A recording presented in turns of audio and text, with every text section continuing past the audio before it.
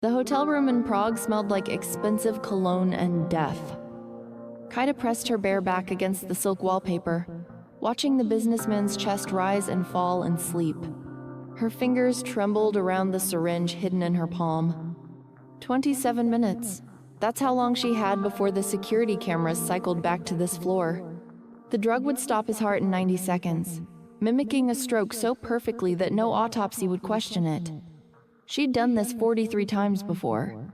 Each time, she told herself it would be the last. Each time, she returned to the compound in the Carpathian Mountains where Miroslav and his brothers waited, where they'd trained her, broken her, remade her into something that could smile while ending lives. The needle point caught the lamplight as she moved toward the bed, and suddenly she was 16 again, screaming in a basement that smelled like mold and her own blood. Miroslav's voice echoed in her skull even now, 7 years after he'd bought her from the traffickers in Bucharest. Pain is just information, little wolf, and information is power. He'd whispered that while breaking her fingers one by one, teaching her that her body was just a tool, that suffering was currency she could spend to survive. The businessman stirred, and Kaida's training snapped into focus. She became the fantasy he'd paid for, the submissive companion, the willing participant in whatever darkness rich men craved. But tonight felt different. Tonight, the trembling in her hands wasn't just muscle memory. It was something else. Something that tasted like rebellion, like the ghost of the girl she used to be, clawing her way up through 7 years of conditioning.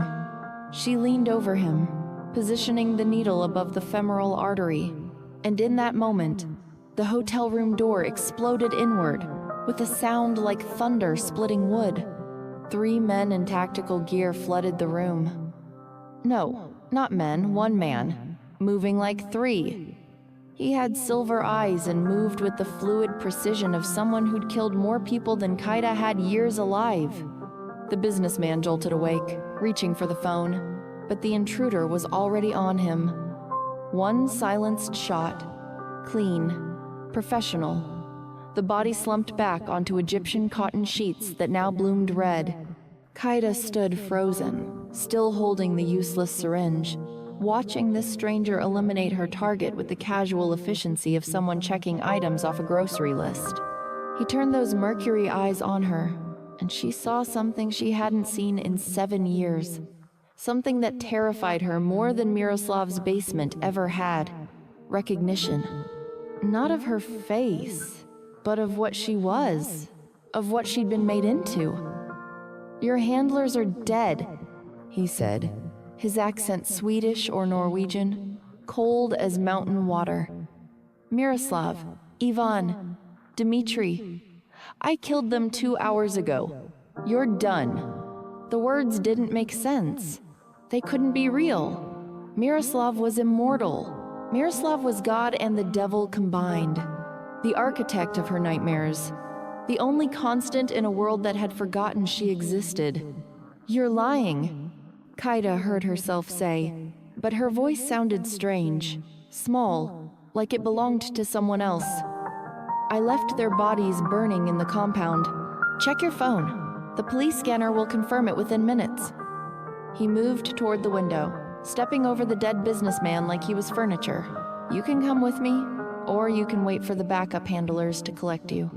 There's always backup. You know that." He paused at the window, the Prague skyline glittering behind him like scattered diamonds. "But if you come, understand this: I didn't save you. I removed obstacles. What you do with your freedom is your problem, not mine." Then he was gone, rappelling down the side of the building into the October night, leaving Kaida alone with a corpse and the impossible idea of freedom. She looked at the syringe, still clenched in her fist. Her phone buzzed. 1 message, an unknown number. Just GPS coordinates and 3 words that changed everything. "The compound burns." Kaida grabbed her dress from the floor, her emergency passport from the false bottom of her purse, and 7 years of survival instinct from the broken places in her mind. She ran toward the window, toward the rope the stranger had left behind, toward something she'd stopped believing existed. The Prague streets below glowed like molten gold. Kaida closed her eyes, wrapped her hands around the rope, and jumped into the unknown. Behind her, sirens began their distant wail. The body would be discovered. The cameras would show nothing useful. And somewhere in the Carpathian Mountains, the men who'd made her into a weapon were allegedly burning. Kaida descended into the night, and for the first time in 7 years, she didn't know what came next.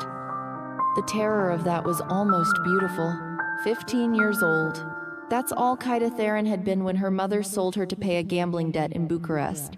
Not kidnapped, not stolen in the night by masked strangers, sold. Like a car or a television or any other object that could settle accounts. The memory lived in her mind, with perfect clarity, her mother's hands shaking as she counted the euros, refusing to meet Kaida's eyes. "You'll have opportunities I never gave you," she'd said, the lie sour on her breath. "These people know how to take care of talented girls." Talented! That's what they'd called it when Kaida could pick pockets at 12, when she could lie with her whole face at 13, when she learned to read people's weaknesses in the tilt of their shoulders and the flutter of their eyelids. Her mother had been a con artist who'd grown too old and too slow. Kaida had been her retirement plan. The first 3 months in the trafficking house had been a masterclass in systematic dehumanization. 23 girls crammed into a warehouse in Ferentari, the poorest district in Bucharest where nobody asked questions and the police only came for their monthly payments. Kaida learned quickly that there were hierarchies even here. The prettiest girls got sold to escort services in Western Europe. The obedient ones went to brothels in Turkey or Dubai. The difficult ones simply disappeared. Kaida studied the patterns like she was preparing for an exam her life depended on, because it did. She made herself useful. She translated for the Romanian girls who didn't speak English. She stole extra food and distributed it strategically, building alliances.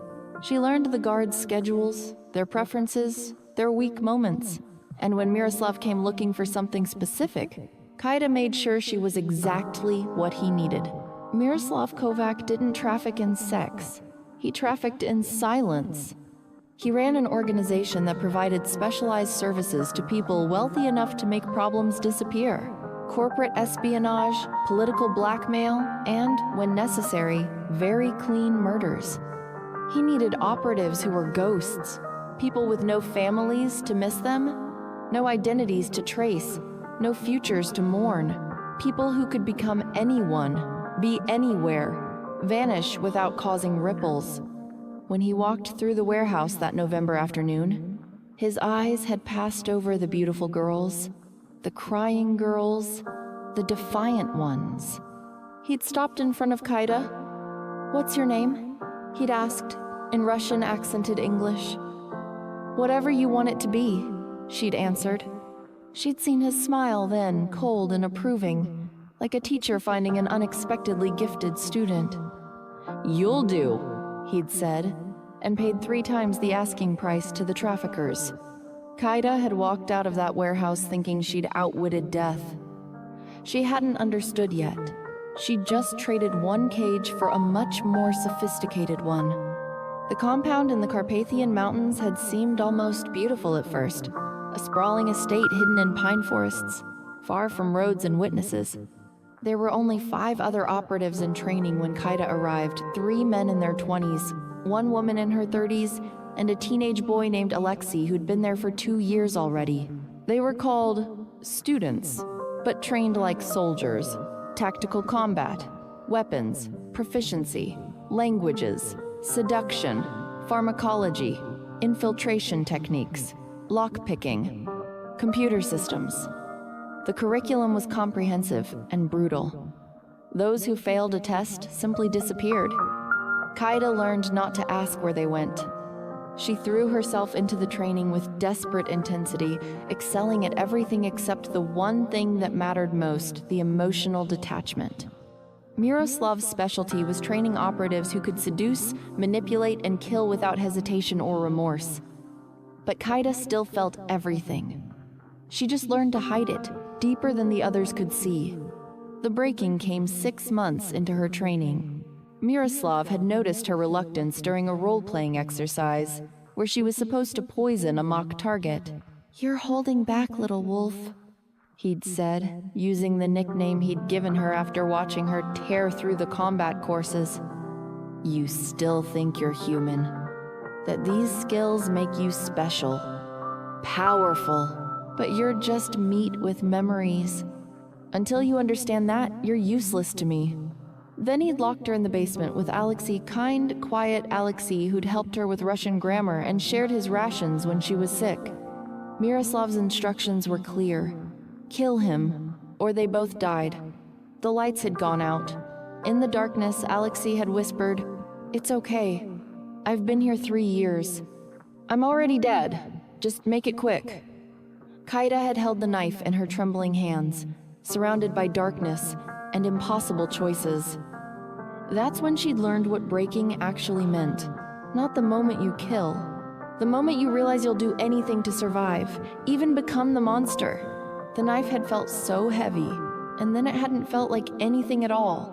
The morning after Alexei died, Kaida woke up in her bunk to find a black envelope on her pillow. Inside, a single card embossed with gold letters.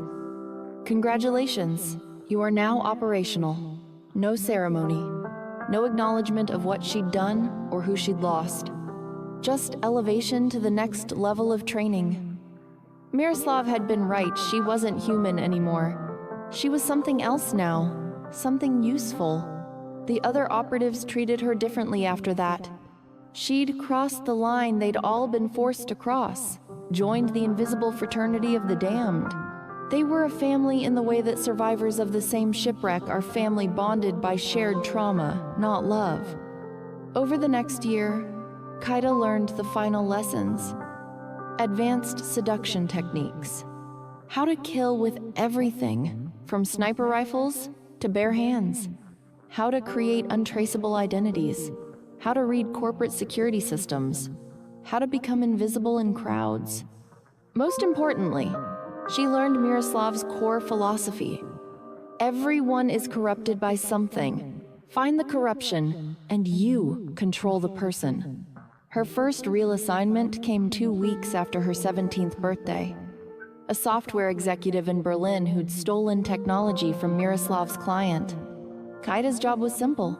Seduce him, copy the files from his home computer, disappear. No killing required. She'd spent 3 weeks becoming Sarah Klein, a graduate student in computer science. She'd memorized academic papers, created an entire digital footprint, built a person from nothing. The executive, Dieter Mannheim, had been so easy, lonely, flattered that a young woman found his work fascinating. By week 2, she had access to his apartment. By week 3, she had the files. She drugged his wine, downloaded everything, and left him passed out on his expensive sofa. Clean, professional, exactly as trained. But on the train back to Romania, Kaida had locked herself in the bathroom and vomited until she tasted blood. She could still feel his hands on her, could still smell his cologne, could still hear him calling her beautiful. She'd used him, lied to him, made him believe in something that wasn't real. It wasn't murder, but it was violation, and she'd done it perfectly. The assignments increased in frequency and complexity. London, Prague, Vienna, Istanbul, Moscow. Corporate espionage became blackmail. Blackmail became sabotage. Sabotage became assassination. Kaida collected identities like other girls collected jewelry. Sarah, Emma, Natasha, Yuki, Isabella. Each one carefully constructed, fully realized, complete with backstories and mannerisms. She could become anyone, be anything. The girl who'd left Bucharest 3 years ago was buried under layers of fiction. Sometimes, late at night in anonymous hotel rooms, Kaida tried to remember who she'd been before. She couldn't. That person had died in Miroslav's basement. What remained was a weapon with a heartbeat. She was good at it too, Miroslav's favorite. He'd built an entire division around her skills. The honey trap operations, where targets were seduced and eliminated. The success rate was 98%. The other operatives were reliable. Kaida was exceptional. By her 20th birthday, she'd killed 9 people. All men, all targets deemed too dangerous or too protected for conventional approaches. The methodology was always the same. Become what they desired. Get close enough to be trusted. Deliver the death that Miroslav's clients paid extraordinary sums to arrange. Each death earned her privileges better quarters, more freedom within the compound, promises of eventual retirement. Miroslav had started talking about her future. 5 more years, little wolf. 5 more years of perfect service, and you can disappear with enough money to live anywhere. Be anyone. I keep my promises to the exceptional ones. She'd believed him, because she needed to believe something. But in her 27th month of operational service, during an assignment in Amsterdam, Kaida had met a woman who changed everything. The target's sister, a schoolteacher named Marique who'd hugged Kaida thinking she was her brother's girlfriend, who'd smiled and said, "I'm so glad he found someone. He's been alone too long." The warmth of that embrace had haunted Kaida for months. It reminded her that there were still people in the world who touched each other with kindness, who believed in love and connection, who weren't monsters pretending to be human. She'd killed the target anyway, completed the mission, returned to the compound. But something had cracked in her foundation. She started making mistakes, small ones at first, taking too long to complete assignments, asking questions about the targets, showing flashes of the emotions she'd learned to bury. Miroslav noticed. Of course he noticed. He'd built her from broken pieces. He knew every crack in her construction. "You're compromised," he'd told her 6 months ago. "I see it." The empathy creeping back in, the doubt. You're remembering that you used to be human, and that's dangerous for both of us. He'd given her a choice, intensive reconditioning at the compound, or one final assignment. A test. A German diplomat in Prague with connections to human rights organizations kill him and prove she was still the weapon he'd created. Hesitate, and face the same fate as the other operatives who'd outlived their usefulness. Kaida had chosen Prague. She'd chosen the assignment. She'd walked into that hotel room with a syringe and a target and 7 years of conditioning telling her exactly what to do. And then a hitman with silver eyes had kicked in the door and killed everything she'd ever known. The rope burned Kaida's palms as she descended the hotel exterior, but pain was just information. She hit the Prague cobblestones running, her designer heels abandoned somewhere between the 4th and 3rd floors. The October air bit through her thin dress as she sprinted toward the Vltava River, keeping to the shadows between streetlights. Behind her, sirens wailed their futile song. Ahead, the coordinates from the mystery message pulled her forward like a compass pointing towards something she couldn't name. Freedom, terror, truth. The streets blurred past Baroque architecture and late-night tourists, and the ordinary world that had continued existing while she'd been trapped in Miroslav's carefully constructed hell. She'd spent 7 years learning to become invisible, and now she moved through the city like smoke, untraceable and already gone. The coordinates led to a parking garage 3 blocks from Wenceslas Square. Level 3, black Mercedes, keys under the driver's mat. Another message on her phone. Drive north. Cross the German border at Johann Jurgenstadt. Checkpoint guards are paid. Don't stop. Kaida found the car exactly where the message indicated. The keys felt heavy in her hand. Real. This was real. She was actually leaving. The highway stretched before her like an invitation to a life she'd forgotten existed. She drove through the night with white knuckles and a mind racing faster than the speedometer. The emergency radio crackled with reports of a fire in the Carpathian Mountains. Multiple casualties. Possible organized crime connection. The facts came in fragments. An estate destroyed, bodies burned beyond recognition, investigators treating it as a professional hit. The hitman hadn't lied. Miroslav was dead. Ivan was dead. Dmitri was dead. The men who'd owned her soul for 7 years were ash and memory. Kaida should have felt relief, liberation. Instead, she felt vertigo, like someone had cut the strings holding her upright, and she was tumbling through space with nothing to grab onto. She'd spent so long being their weapon that she didn't know what she was without them.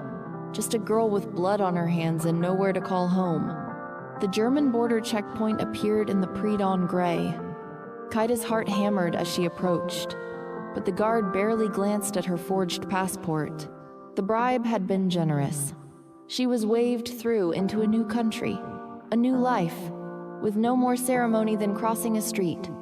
The Autobahn stretched empty ahead, and for the first time in 7 years, Kaida didn't have a handler telling her where to go. The freedom was intoxicating and paralyzing in equal measure. She drove until the fuel light blinked, then pulled into a rest stop outside Nuremberg. In the harsh fluorescent bathroom, she stared at her reflection. Same face, same pale skin and dark eyes that she'd learned to weaponize. But something was different. The woman staring back looked lost, breakable, human. She washed the makeup from her face with cheap soap and watched 7 years of careful construction spiral down the drain.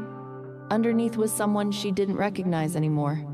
A 23-year-old woman who'd never had a real conversation, never chosen her own clothes, never made a decision that wasn't calculated for survival or mission parameters. Her phone buzzed. Another message from the unknown number. Safe house in Munich. Address attached. Stay there. Someone will contact you with documents and money in 48 hours. Don't thank me. I don't care if you live or die, but you deserve the choice. The message ended with a contact name. Callum Shaw. Professional problem solver. Currently solving the problem of your previous employers. Kaida Googled the name with shaking hands. Nothing. Ghost. Whoever this Callum Shaw was, he existed as invisibly as she'd been trained to exist. The safe house was a studio apartment in Munich's Schwabing district. Clean, anonymous. Stocked with basic supplies and a closet full of civilian clothes in her size. Someone had planned this carefully. Shaw had been watching her, studying her, knew her measurements, her habits, probably her complete operational history. The thought should have terrified her. Instead, it felt like evidence that she was real. That someone in the world knew she existed and had decided she deserved to keep existing. She locked the door, checked the windows, and collapsed onto the bed. Outside, Munich woke to an ordinary Tuesday. Inside, Kaida curled into herself and cried for the first time since Alexei had died in that basement. She woke to pounding on the door 16 hours later. Muscle memory took over. She rolled from the bed, grabbed the kitchen knife she'd positioned under the pillow, and pressed herself against the wall beside the entrance. "It's Shaw," a voice called through the door. "I have papers for Kaida Theron, or whatever name you're using this week. Open up before your neighbors call the police." Kaida's hand trembled on the knife. Shaw, the man who'd killed her captors, who'd burned down her prison, who'd said he didn't care if she lived or died, but had somehow arranged all of this anyway. She opened the door to find him leaning against the frame's silver eyes, sharp cheekbones, wearing a leather jacket like he'd just stepped off a motorcycle. Up close, he looked younger than she'd thought. Maybe 35, maybe older, but well preserved by a life of violence. "You're a hard woman to save," he said, pushing past her into the apartment. Miroslav's organization had 6 backup handlers ready to collect you. I've spent the last 2 days eliminating them. "You're welcome." He dropped a manila envelope on the counter. Canadian passport, birth certificate, university transcripts, bank account with 50,000 euros. You're now Mira Kovacs, graduate student in linguistics. The irony of the last name wasn't intentional, but I thought it was funny. Kaida stared at the envelope. A whole life, pre-packaged and ready to wear. Why? The question came out smaller than she intended. Why did you kill them? Why save me? What do you want? Shaw smiled, but it didn't reach his eyes. I don't want anything from you. Miroslav's organization had contracts on 3 politicians I'm being paid to protect. I needed to eliminate the threat. You were just collateral benefit, but I've been where you are. Used, trained, made into something that doesn't quite fit in the human world anymore. So I'm giving you what no one gave me, a chance to figure out if you can be anything other than a weapon. He moved toward the door, then paused. There's a therapist in the city, Dr. Annika Brandt. She specializes in helping people leave violent situations. I've paid for a year of sessions. Whether you go is up to you. He opened the door, letting in the Munich morning. One more thing. They'll come for you eventually. Not Miroslav's people. They're all dead. But clients who had contracts. People who knew your face. You'll need to stay sharp. Stay armed. Stay ready. Freedom doesn't mean safety. It just means the chains are off. Then he was gone, leaving Kaida alone with a new name and the terrifying responsibility of deciding who she wanted to become. Dr. Annika Brandt's office smelled like lavender and old books. Kaida Mira now sat in the patient chair, studying the therapist with the same intensity she'd once used to identify security vulnerabilities. Mid-40s, wedding ring, photographs of children on the desk, expensive but understated clothing. Someone who'd chosen empathy as a profession and meant it. Callum told me very little about you, Annika said, her German-accented English soft and measured. Only that you'd left a dangerous situation and needed help rebuilding. Whatever you share with me is confidential. Whatever pace you need, we'll take. This is your space to heal, Mira. The false name felt strange in Annika's mouth. Everything felt strange. For 7 years, Kaida had moved through the world with purpose and direction. Now she drifted through Munich's streets like a ghost, trying to remember how ordinary people lived, how they bought groceries without scanning for exits, how they slept without positioning themselves between the bed and the door, how they smiled at strangers without calculating vulnerability points. The nightmares started 3 days after arriving in Munich. Every night, she was back in Miroslav's basement. Sometimes it was Alexei dying in her arms. Sometimes it was her own hands around her mother's throat. Sometimes it was all 43 targets rising from their graves, their accusations echoing in languages she'd learned specifically to betray them. She'd wake, gasping, reaching for weapons that weren't there, preparing for threats that had already burned. Annika explained it was PTSD. That trauma lived in the body, not just the mind. That healing would take time and patience, and allowing herself to feel things she'd spent years training herself not to feel. You're not broken, Annika said during their 4th session. You were systematically broken by people who wanted to use you. There's a difference. You can heal from intentional harm. You can become whole again. Kaida wanted to believe her, but wholeness felt like a foreign concept. She'd been shattered so long ago that she couldn't remember what the original picture looked like. Munich in November was cold and beautiful. Kaida enrolled in actual university classes using her forged credentials, linguistics, and psychology, subjects that felt simultaneously familiar and alien. She sat in lecture halls, surrounded by 20-year-olds worrying about exams and relationships. Normal problems? Human problems. She tried to participate.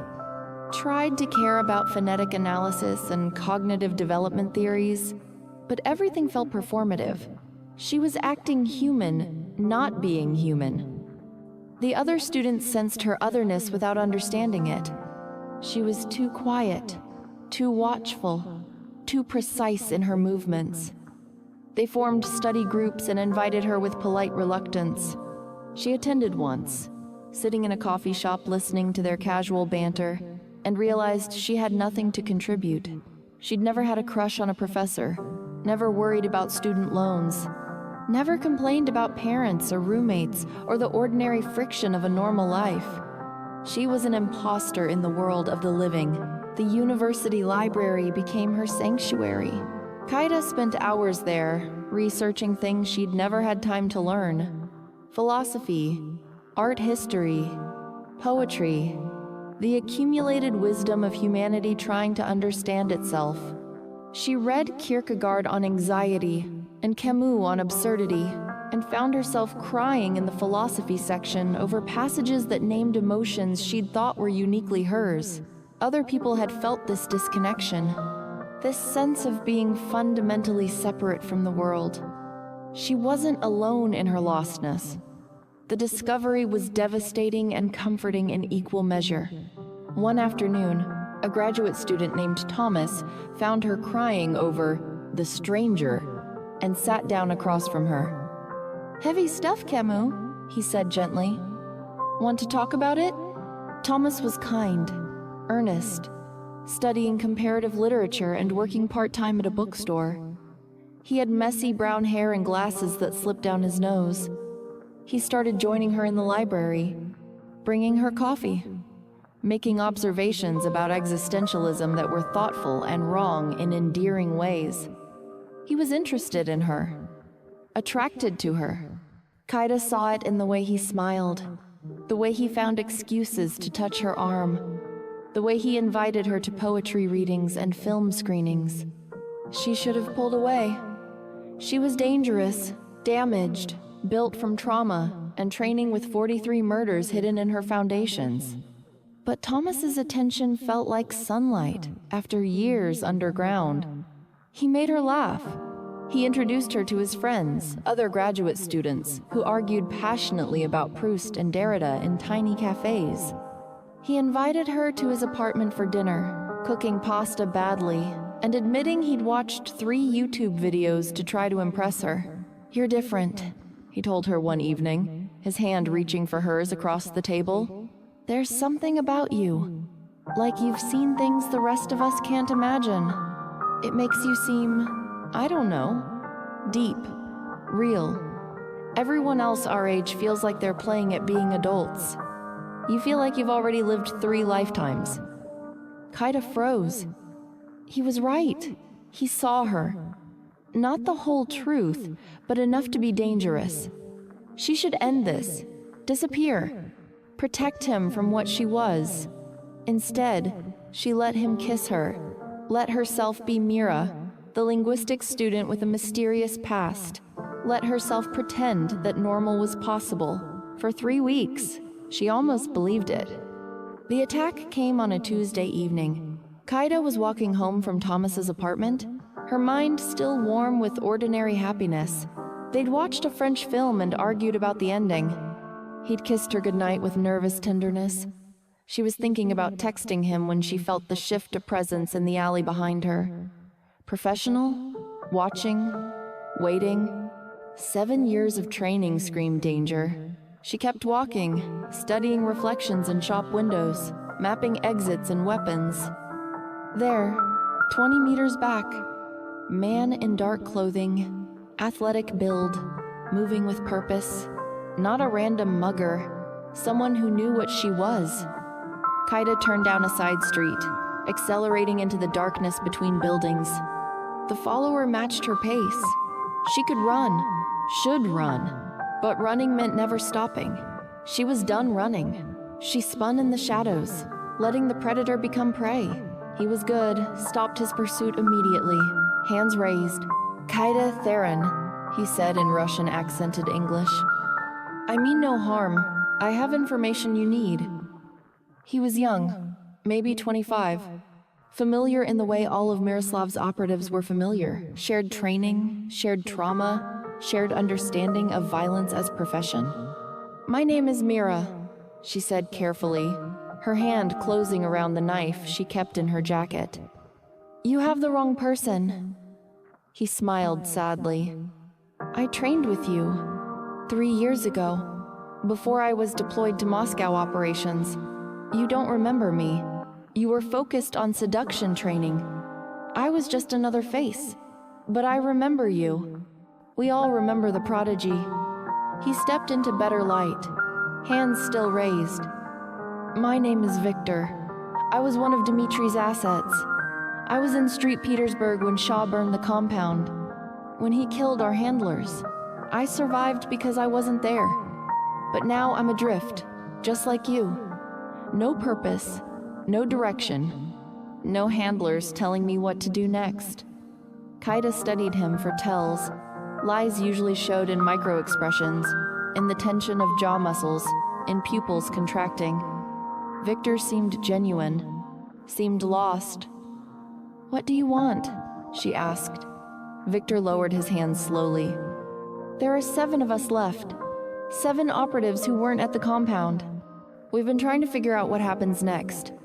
Some want revenge, want to hunt Shaw, want to rebuild the organization. But others," he swallowed, "others want what you found. A way out. A way to be something other than killers." They talked in that alley for an hour. Victor revealed the structure of what remained 7 ghosts scattered across Europe, each trained for specialized operations, each now trying to navigate freedom they'd never expected. Some had surrendered to old habits, hiring themselves out as independent contractors. Others had simply disappeared, hoping their previous work wouldn't follow them. Victor had been tracking them all, trying to build something, a support network, a way for weapons to become people together. "We need help," he admitted. "Most of us don't know how to exist outside the missions, don't know how to sleep without nightmares, don't know how to connect with anyone who isn't broken the same way. You're the only one who's managed to build something. University, therapist, ordinary life. We need to know how you're doing it." Kaida laughed bitterly. "I'm not doing it. I'm faking it. Every single day. I sit in classes and pretend to care about linguistics. I let a kind man kiss me while hiding 43 murders between us. I'm not healing. I'm just hiding better." Victor shook his head. "That's still more than the rest of us have managed. That's still choosing life over death." He gave her a phone number encrypted in a way only they would recognize. "If you want to help, contact me. If not, I disappear and you never see me again. But know that there are others like us trying to find their way in the dark. And maybe if we help each other, maybe if we admit what we are and try to become something better together, maybe there's hope." Then he was gone, melting into Munich's nighttime streets, with the same invisible grace they'd all been taught. Kaida stood in the alley, trembling. Victor's appearance shattered the illusion she'd been building. She couldn't outrun what she'd been, couldn't pretend her way into normalcy. The murders followed her. The training followed her. Other weapons recognized her because she was still a weapon, just one trying to pass as human. That night, she couldn't sleep. Couldn't pretend. She texted Thomas at 2 a.m. "I can't see you anymore. I'm sorry. You deserve someone whole. Someone real. Someone who isn't dangerous." He called immediately. "Mira, what's wrong? Whatever it is, we can talk about it." But they couldn't. How could she explain that she'd killed 9 people?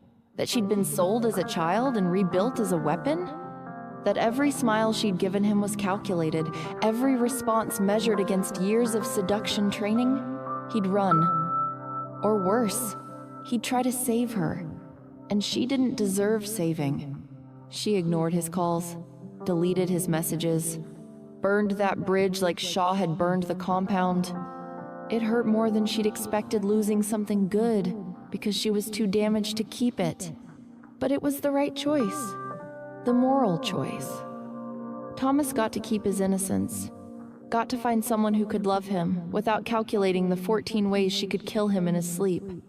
The next morning, Kaida called the number Victor had given her. "I'll help," she said when he answered.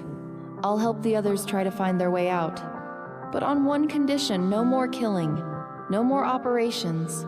If anyone wants to rebuild the old life, they're on their own. This is about becoming human, not becoming better weapons." Victor was quiet for a moment. Then, agreed. "When can we meet? There's someone you need to see. Someone who's trying to die slowly, and maybe you can remind her why living is worth it." Kaida agreed to meet in Vienna the following week. She hung up and stared at her reflection. She wasn't Mira Kovacs, linguistics student. She wasn't Kaida Theron, assassin. She was something in between, something undefined. Maybe that was okay. Maybe becoming human didn't mean erasing the weapon. Maybe it meant acknowledging both and choosing every single day which one to feed. The safe house in Vienna's 7th district looked like every other apartment building on the street. Graying concrete, small balconies, laundry hanging like surrender flags. Victor met Kaida at the entrance, thinner than he'd been in Munich, with shadows under his eyes that spoke of sleepless months. "She's upstairs," he said, leading Kaida through a dim stairwell that smelled like cabbage and old cigarettes. Her name is Anya. She was Ivan's top operative. 16 confirmed kills. Expert in poisons and close quarters combat. She's been here for 3 weeks, and she hasn't left the apartment, barely eats, drinks until she passes out. She wants to die, Kaida. She just doesn't have the courage to do it herself. They climbed to the 4th floor. Victor knocked 3 times, a pattern Kaida recognized from the compound. The door opened to reveal a woman who'd once been beautiful. Rail-thin now, with matted blonde hair and bloodshot eyes. Anya looked at Kaida with something between recognition and resentment. "The prodigy," she slurred, vodka heavy on her breath.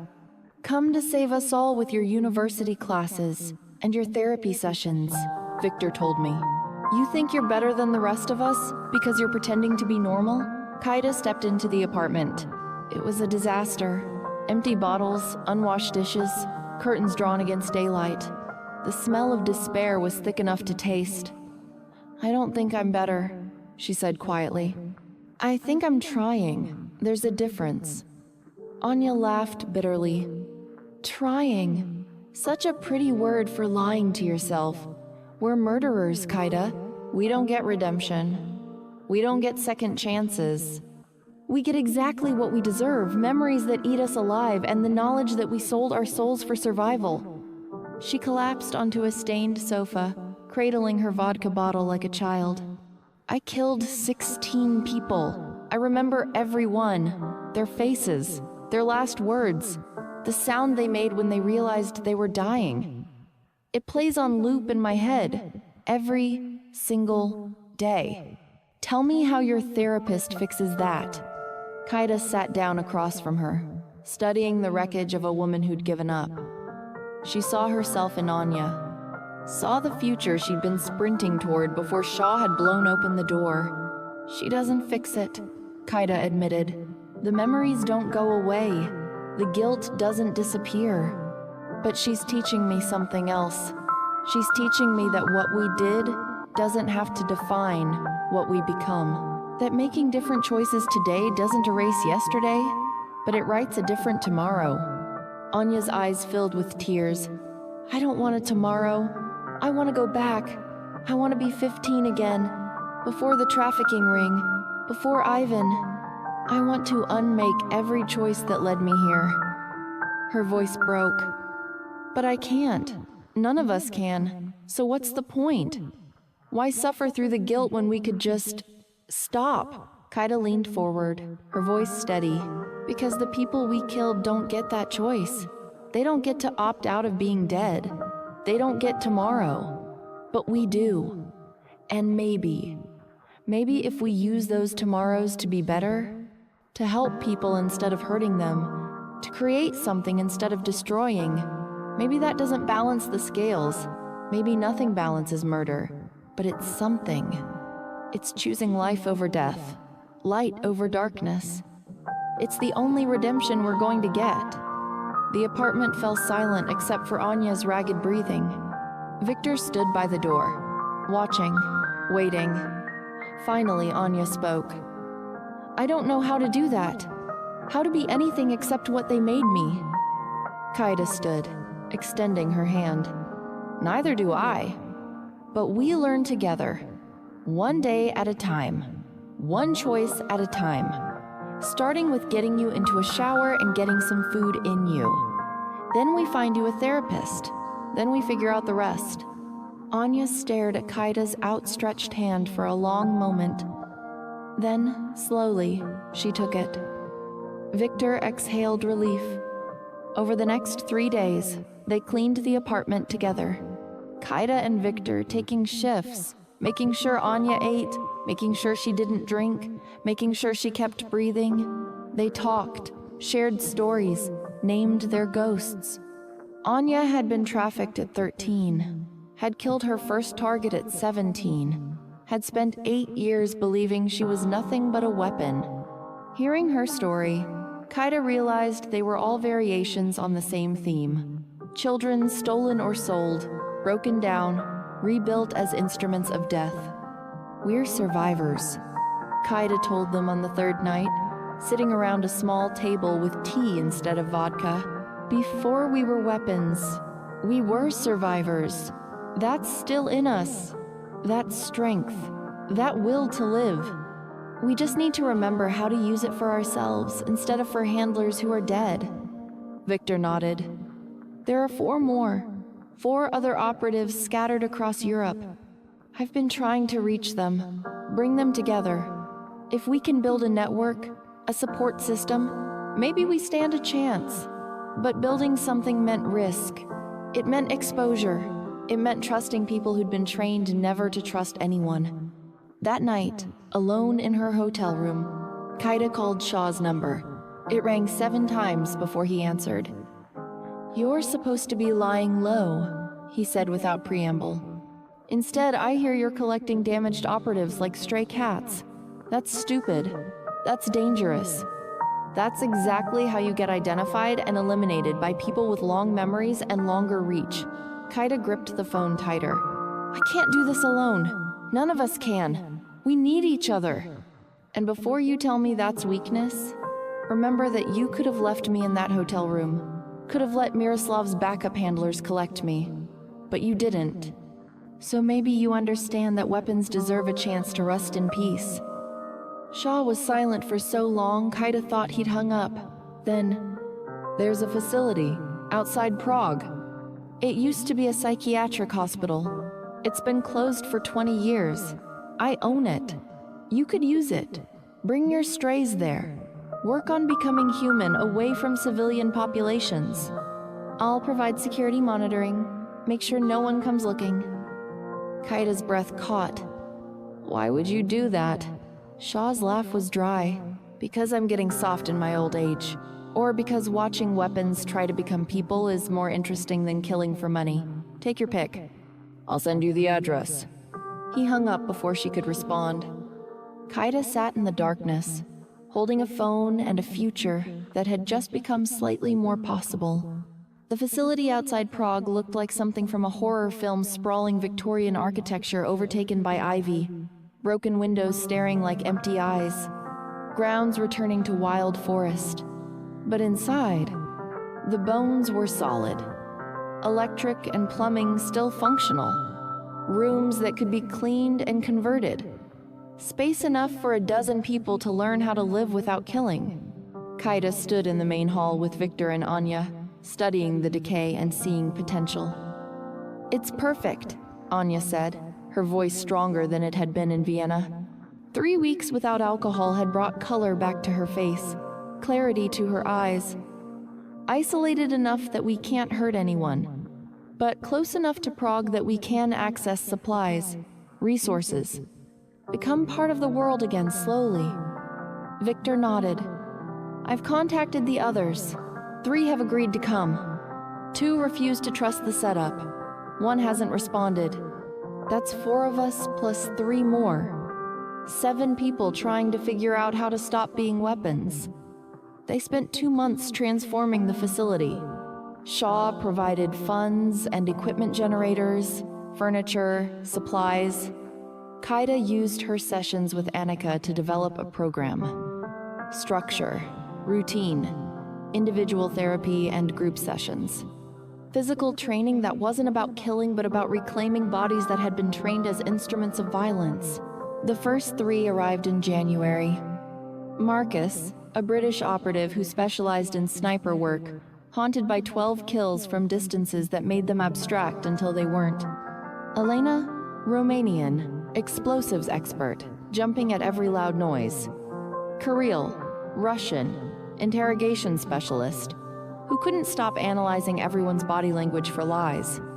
They were wary, damaged, dangerous, but they came. They chose, trying over dying. The rules were simple. No weapons in the facility, no alcohol or drugs, mandatory therapy sessions twice weekly, group meetings every evening. Everyone participated in maintaining the space, cooking, cleaning, building, creating something together instead of destroying separately. The first week was hell. Marcus had a panic attack during a thunderstorm. Elena detonated a light switch in her room because the wiring reminded her of trigger mechanisms. Kirill interrogated Anya about her intentions until she broke down crying. They were people raised by wolves, trying to remember how to be human. Kaida understood. She'd been there, was still there. She shared her story, all of it. The trafficking, Alexei, the 43 kills, Thomas, the guilt that lived in her bones, the nightmares that refused to fade. I'm not healed, she told them that first group meeting. I'm not fixed. I'm just trying, every day, making better choices today than yesterday. It's hard. Some days it feels impossible, but it's something. It's more than we had. Slowly, routines formed. Patterns emerged. Marcus discovered cooking as meditation, the precision of recipes, the creativity of combining flavors, the joy of feeding people instead of killing them. Elena started a garden in the facility grounds, something about nurturing plants from seeds soothing the part of her that had only destroyed. Kirill began reading to them in the evenings Tolstoy and Dostoevsky, Russian literature that explored morality and redemption. They were becoming something, not quite functional, not quite whole, but alive, choosing life. Learning how to be gentle with themselves and each other. Spring arrived and brought Sofia, a Spanish operative who'd spent 6 years in corporate espionage before Miroslav's organization fell. She'd been hiding in Barcelona, trying to build a normal life, but the isolation had been crushing. I need people who understand, she said on her first night. People who know what it's like to have done terrible things and still want to become something better. They welcomed her, made space, added her story to their collective narrative of survival and attempted redemption. Shaw visited occasionally, always unexpected, always brief. He'd walk the grounds, observe their progress, say little, but Kaida saw something in his eyes during those visits. Recognition, maybe approval, maybe envy for what they were building. In April, disaster struck. A journalist investigating Miroslav's organization tracked paper trails to the facility, showed up demanding interviews, threatening exposure. Marcus panicked, reached for a weapon that wasn't there, collapsed into a flashback. Elena barricaded herself in her room, convinced it was a bomb squad. The fragile peace they'd built shattered in minutes. Kaida met the journalist at the gate, a woman named Claire with determined eyes and a recorder. I know what this place is, Claire said. I know who you people are. The world deserves to know what Miroslav Kovac did, the people he trained, the murders committed. This is a story that needs telling. Kaida felt the old training surge up. Ways to silence this threat. Pressure points, vulnerable positions. She could eliminate this problem in seconds. Instead, she chose words. "You're right," Kaida said. "The world deserves to know. But these people are trying to heal, trying to become something other than the weapons they were made into. If you expose them, they die. Either literally hunted by people with long memories or figuratively forced back into hiding, losing the only chance at redemption they'll ever have. Is that the story you want to tell? Survivors crushed while trying to do better?" Claire studied her. "What's your story?" So Kaida told her. Everything. The trafficking, the training, the kills, the escape, the attempt at becoming human, the others joining her, the daily struggle between what they'd been and what they wanted to become. She spoke for 3 hours, holding nothing back, letting Claire see the complete truth. When she finished, Claire was crying. "I can't not tell this story," she said. "But maybe I tell it differently. Not an exposé. A documentary about redemption. About people trying to heal from systematic abuse and exploitation. Would your group consent to that? Anonymous interviews. Faces hidden, but voices heard?" They discussed it that night. Voted. 5 yes. 2 no. Democracy? Like they were practicing being citizens of something. They agreed. Over the next month, Claire interviewed them all, captured their words, their pain, their hope. She was kind, respectful. She saw them as people, not monsters. The documentary aired in June. Weapons to Human, Survivors of an Assassination Training Program. It didn't name them, didn't locate the facility, but it told their truth. The response was overwhelming.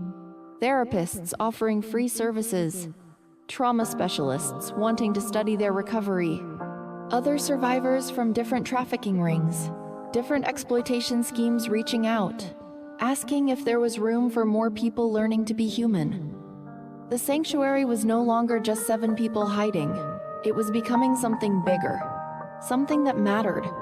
The attack came on a July evening when they were having dinner together. Marcus had made paella. Elena's tomatoes had ripened. They were laughing, actually laughing, when the windows exploded inward.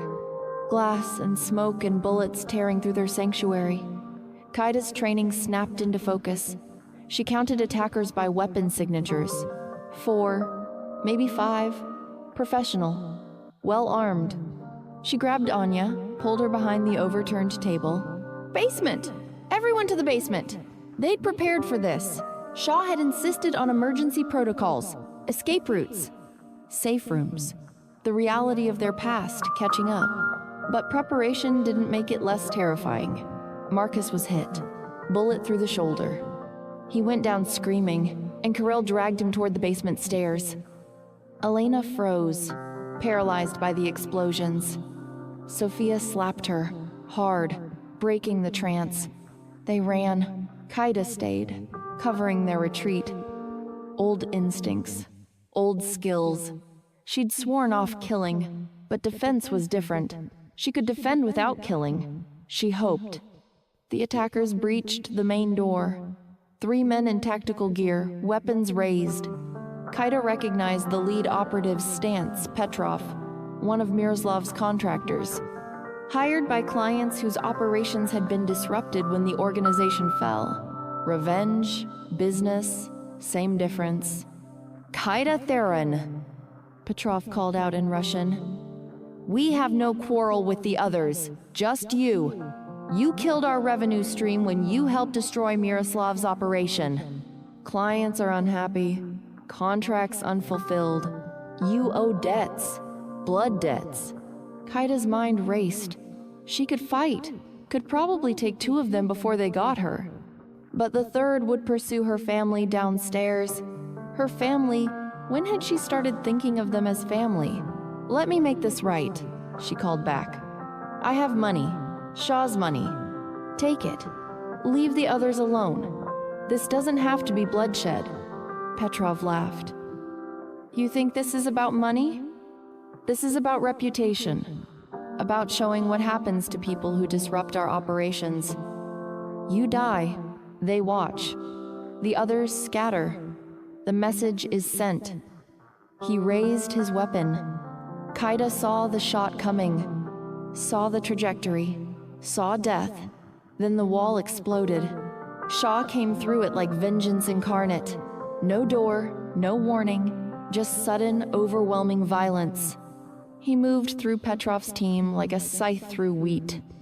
Precise, brutal, complete. In 30 seconds, 3 attackers were down. Petrov was disarmed, on his knees, Shaw's gun pressed to his skull. You made a mistake, Shaw said conversationally. You came after people I'm protecting. That's bad for business, bad for health, bad for continued existence. Kaida stood slowly, hands shaking. Don't kill him. Shaw raised an eyebrow. He came here to kill you, to terrorize people trying to heal. You're asking for mercy. I'm asking for justice. Kaida said, there's a difference. We've all killed enough. Let the police handle him. Let the system work. Let us choose a different way. Shaw studied her. Then, surprisingly, he lowered the gun. Call the police. Tell them there was a home invasion. Self-defense. I'll disappear before they arrive. But understand this won't be the last time. The old world doesn't let go easily. You're choosing a harder path than killing. Kaida nodded. I know, but we're choosing it anyway.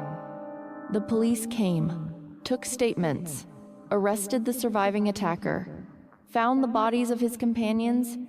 Shaw's handiwork, cleaned and staged to look like the defenders had fought back. The official story held, but the attack changed everything. They couldn't pretend anymore, couldn't hide in their sanctuary and ignore the reality that their pasts had long memories and unfinished business. They had a choice: scatter and hide separately, or stand together and build something strong enough to survive the world's attempts to destroy it. They chose together. The next morning, they held an emergency meeting.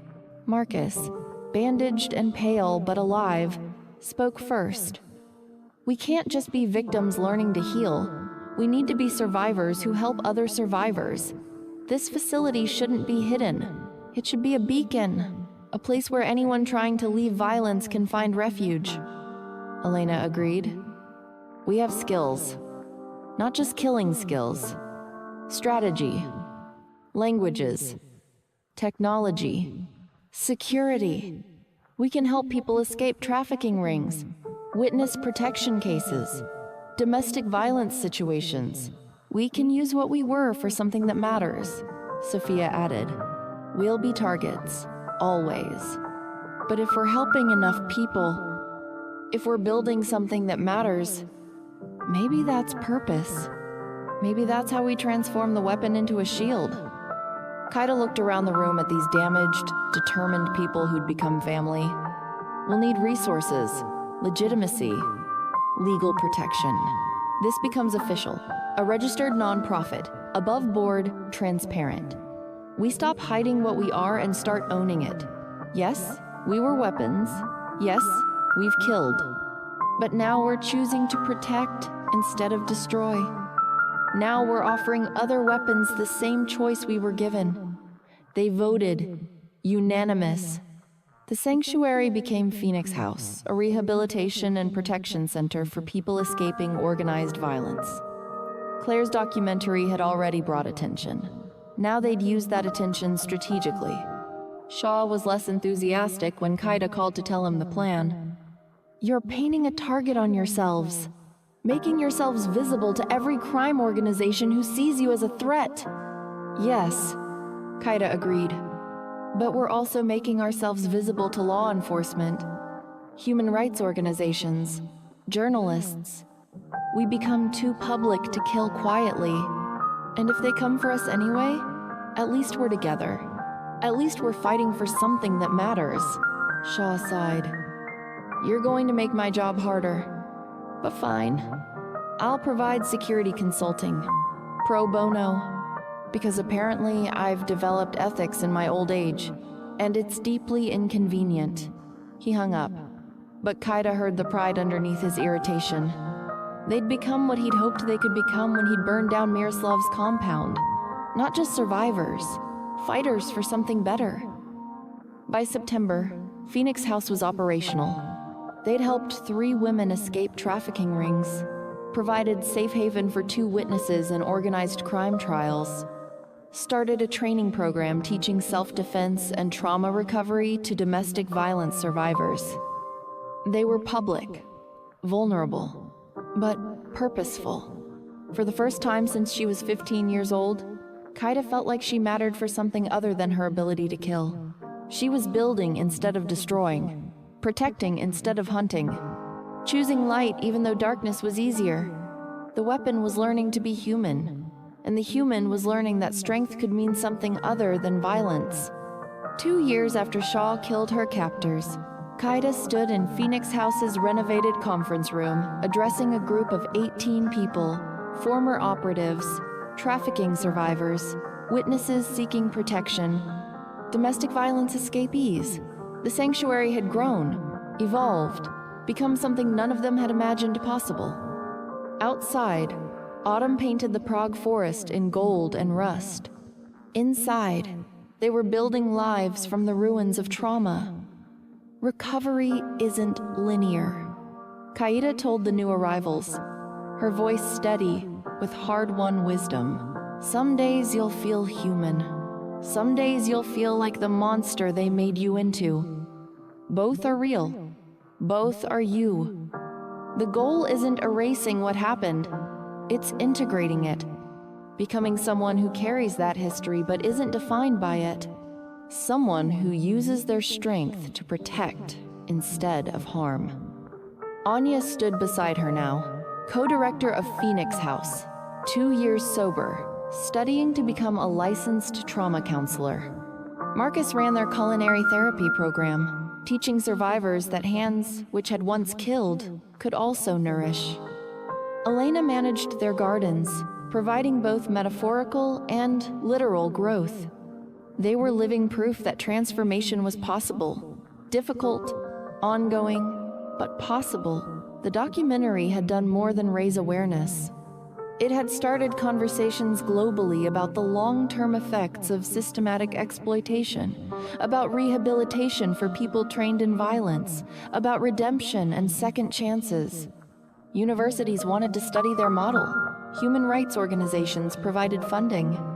Governments quietly referred cases, operatives from other organizations who wanted out, child soldiers from collapsed regimes seeking deprogramming, anyone who'd been weaponized and wanted to become human again. Phoenix House had become a template. They were franchising the concept, opening similar facilities in Berlin, Barcelona, London, each run by former operatives, each offering the same structured path from weapon to human.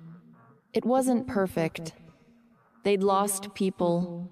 2 residents had relapsed into violence and left, unable to break their conditioning. 1 had committed suicide. The weight of their past too heavy to carry forward. Healing wasn't guaranteed, but the majority stayed, fought, chose, life over death, growth over stagnation, hope over despair. They were winning more than they were losing. That had to count for something. Thomas found her in November. Kaida was in the garden, helping Elena plant bulbs for spring, when Sophia brought him to her. He looked the same: messy hair, sliding glasses, earnest expression, but his eyes held knowledge they hadn't held 2 years ago. He'd seen the documentary. Connected Mira Kovacs to the anonymous voice describing 43 murders. Tracked her to Prague through resources Kaida didn't ask about. "I needed to see if you were real," he said simply. "If the woman I knew existed, or if she was just another identity, another lie." Kaida stood, dirt under her nails, wearing jeans and a sweater instead of designer dresses meant for seduction. "She was real," Kaida said quietly. "As real as I knew how to be at the time. Which wasn't very. I'm sorry I disappeared. Sorry I hurt you. You deserved honesty, and I only knew how to give you performance. Thomas studied her. The documentary said you killed 9 people. 43 targets total, but 9 you personally eliminated. Is that true? Kaida met his eyes. No more lies, no more hiding. Yes, all men, all people, someone paid to have removed. I did it because it was survival, because I'd been trained since I was 16, because I didn't know how to be anything else. I'm not asking you to forgive that. I don't forgive it myself, but I'm trying to be better every single day. That's all I have. Thomas was quiet for a long moment. Then, the woman in the documentary, the one talking about trying to become human, about choosing to protect instead of harm. That's who I fell in love with. Not Mira Kovacs, linguistics student. The real person underneath. The survivor. The fighter. The woman strong enough to choose kindness after being taught only violence. He stepped closer. I'm not here to judge what you did. I can't imagine what you survived. What you were forced to become. But I'm here to see if the person I connected with is still trying to be human. Because that person, she was extraordinary. Kaida felt tears on her face. She'd cried more in the past 2 years than in the 7 years before combined. Recovering emotions meant feeling everything, joy and pain, hope and grief, love and loss. I don't know if I can be what you need, she admitted. I'm still learning how to be a person. Still working through trauma that wakes me up screaming. Still carrying ghosts that don't rest. You deserve someone whole. Thomas smiled gently. Nobody's whole. We're all damaged in different ways. The question isn't whether you're broken. It's whether you're brave enough to let someone see the cracks and stay anyway. So, can I stay? Kaida looked back at Phoenix House, at the people inside learning to live without violence, at Anya teaching a new arrival how to make tea without thinking of poisons, at Marcus laughing in the kitchen, at Elena's garden growing toward spring, at Shaw's car pulling up the drive for one of his irregular check-ins, at Victor coordinating with their Berlin facility, at the life they'd built from ash and trauma and the stubborn refusal to let their pasts be their only story. Yes, she said. You can stay. They walked back to the house together. Thomas asked about her work, about Phoenix House, about the residents. She told him honestly the successes and failures, the difficulty and joy, the ongoing battle to choose light over darkness. He listened like it mattered, like she mattered, like her story was worth hearing even with all its horror and hope intertwined. That evening they gathered for dinner 20 people around tables Marcus had built from reclaimed wood, eating food grown in Elena's garden. They shared stories, laughed, made plans for Phoenix House's future. A new resident asked Kaida, "Do you ever stop feeling like a weapon?" Kaida considered the question carefully. No, she answered honestly. The training never fully leaves. I still assess rooms for threats, still calculate vulnerabilities, still wake up ready to fight. But now I choose what to do with those instincts. I choose to use them to protect people who need protecting, to teach others how to defend themselves, to build instead of destroy. The weapon is still part of me, but it's not all of me, not anymore. As the evening wound down, Kaida stood on Phoenix House's balcony, watching stars emerge above the Prague forest. Shaw joined her, silent as always. You did good, little wolf, he said finally, using Miroslav's old nickname but giving it new meaning. You took the worst thing done to you and transformed it. Made it matter. Made it mean something. That's not redemption. That's revolution. Kaida smiled. I had help. You blew open the door. Gave me the choice. The rest of us? We're just choosing every day to walk through it. Shaw nodded. For what it's worth, I see her sometimes. The girl they broke in that basement. She's still in there. But she's not alone anymore. She's surrounded by people who understand, who protect her. who remind her she deserves to exist. He looked at her directly. "You're not the weapon they made. You're not the human you're trying to become. You're both. And that's enough." He left then, disappearing into the darkness, like he always did. Kaida stayed on the balcony, feeling Thomas's presence inside, hearing her family's laughter, knowing tomorrow would bring new challenges and continuing battles with trauma. But tonight, she stood in a place she'd built from ashes, surrounded by people who'd chosen life over death, surrounded by proof that transformation was possible. They'd been captured, broken, molded into weapons, made to murder and seduce strangers. But they hadn't stayed broken.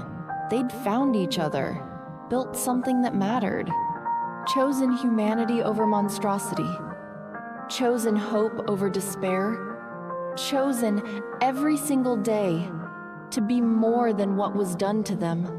Kaida Theron looked up at the stars, the same stars that had existed before her trauma, during her captivity, and now in her freedom, and understood something fundamental. She wasn't recovered, wasn't healed, wasn't fixed, but she was free. Free to choose, free to build, free to become whoever she decided to be, one difficult choice at a time. The weapon was learning to be human, and the human was learning that strength meant something far more powerful than violence. It meant choosing, in the face of everything that tried to destroy you, to survive and then to live, and finally to help others do the same. Phoenix House glowed warm in the Czech night. Inside, former weapons were becoming people. Outside, Kaida stood watch, protecting, building, choosing. The past would always be there, but so would the future. And the future, for the first time in her life, belonged to her.